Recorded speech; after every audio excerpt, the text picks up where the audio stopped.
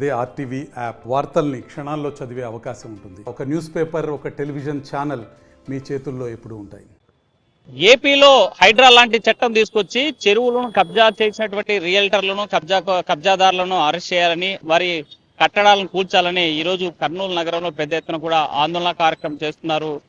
మనతో మాట్లాడడానికి పట్టణ పౌర సంక్షేమ సంఘం నాయకులు ఉన్నారు. సార్ చెప్పండి, ఈరోజు హైడ్రా లాంటి చట్టం ఈ రాష్ట్రంలో ఏంటి అవసరం? రాజుల కాలం నాటి చెరువులు, ప్రభుత్వ భూములు, ప్రకృతి ప్రసాదించినటువంటి జగన్నాథం గట్టుతో సహా వాగులు, వంకలు మొత్తం కూడా కబ్జాకు గురవుతున్నవి. మేము వైఎస్ఆర్ పార్టీ నాయకులను అడుగుతా ఉన్నాం, మీ పైన విమర్శలు వస్తా ఉన్నాయి కాబట్టి మీరు కూడా స్పందించాలి. మరి తెలుగుదేశం ఎమ్మెల్యే, పార్లమెంటు సభ్యులు స్పందించారు, కబ్జా జరుగుతా ఉంది, అన్యాయం జరిగిపోయిందని. మరి ఏం చర్యలు తీసుకున్నారు? రాష్ట్ర ముఖ్యమంత్రి చంద్రబాబు నాయుడు స్పందించాలి. నగర వనమని కర్నూలు ప్రజలకు సమీపంలో ఉండేటువంటి ఒక చెరువు, ఒక నగర వనం ఉంది. ప్రభుత్వం కూడా, రాష్ట్ర ప్రభుత్వం దాన్ని అభివృద్ధి చేస్తామంటుంది. మరి ఇంకొక 4-5 సంవత్సరాలకు నగర వనము గాని, అక్కడ ఉండే చెరువు గాని అంతరించిపోయే ప్రమాదం ఏర్పడింది. రోజు రోజుకు ఎంక్రోచ్మెంట్లు జరుగుతూ ఉన్నాయి. ఆర్ఎన్బి రోడ్డు స్థలాన్ని కూడా బిల్డర్ ఆక్రమించుకొని పెద్ద పెద్ద రేకుల సెట్లు వేసేశారు. మరి ప్రభుత్వం ఏం చేస్తా ఉంది? ఆర్ఎన్బి నాయకులు ఏం చేస్తా ఉన్నారు? అట్లాగే వరదలు వస్తే వరద నీరు పోయేటువంటి వాగును మొత్తం కూడా కబ్జా చేసేస్తా ఉన్నారు, కుదించి వేసేశారు. దాని నుంచి నీళ్లు వెనక్కి వస్తా ఉన్నాయి, ప్రమాదం జరిగే అవకాశం ఉంది. కాబట్టి ముఖ్యమంత్రి చంద్రబాబు నాయుడు గారు జోక్యం చేసుకోవాలి.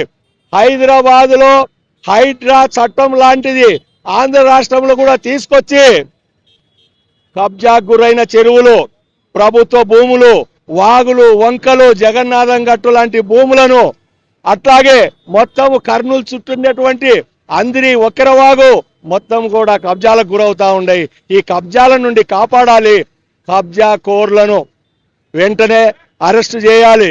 లేదంటే కబ్జా కోర్లతో ఈ ప్రభుత్వం కూడా రాజీ పడిపోయిందా అనేటువంటి అనుమానం వస్తా ఉంది. లాంటి పక్కన ఆల్రెడీ అనుమతులతోనే అక్కడ రియల్ ఎస్టేట్ వెంచర్ వేసాడు కదా, మరి ఆ అనుమతులు లేనిదే ఎట్లా వెంచర్ వేస్తారు?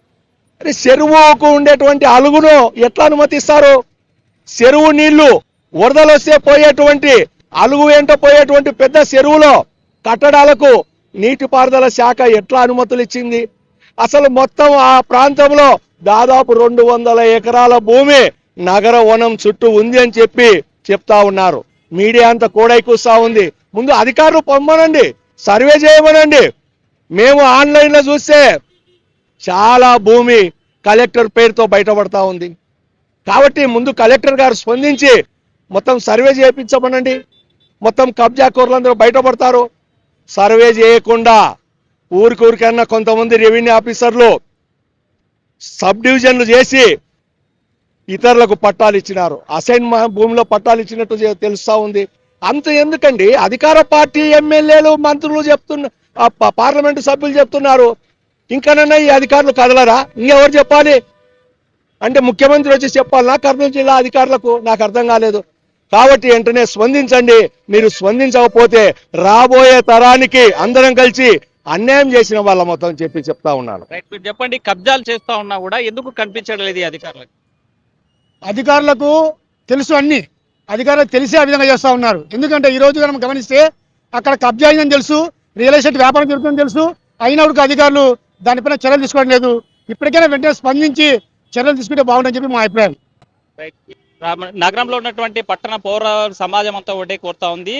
ఈ యొక్క ఆ సహజ వనరులు ఏవైతే ఉన్నాయో, చెరువులు, కాలువలు కబ్జాలు గురి కాకుండా కాపాడాల్సిన అవసరం ఉంది. రియల్ ఎస్టేట్ వ్యాపారాలు ముసుగులో జరుగుతున్నటువంటి దందాకి అధికారులు మరి ఒత్తాసు పలుకుతూ లక్షలకు పాల్పడేటువంటి పరిస్థితి ఉంది. అందులో భాగంగానే ఇలాంటి కబ్జాలకు గురవుతున్నాయి. కాబట్టి ఏపీలో కూడా హైడ్రా లాంటి చట్టాన్ని తీసుకొచ్చి ఈ కబ్జా కూరల్లో ఉన్నటువంటి చెరువులను, కాలువలను కాపాడాలని ఈ రోజు డిమాండ్ చేసేటువంటి పరిస్థితి కర్నూలు జిల్లాలో కనిపిస్తుంది. వీళ్ళు తెలిసి చంద్రశేఖర్ తో హుస్సేన్, ఆర్టీవీ కర్నూలు. మరిన్ని వీడియోస్ కోసం ఛానల్ ని సబ్స్క్రైబ్ చేయండి. లేటెస్ట్ అప్డేట్స్ కోసం వాట్సాప్ ఛానల్ ని ఫాలో చేయండి. అండ్ లింక్ డిస్క్రిప్షన్ లో ఉంది.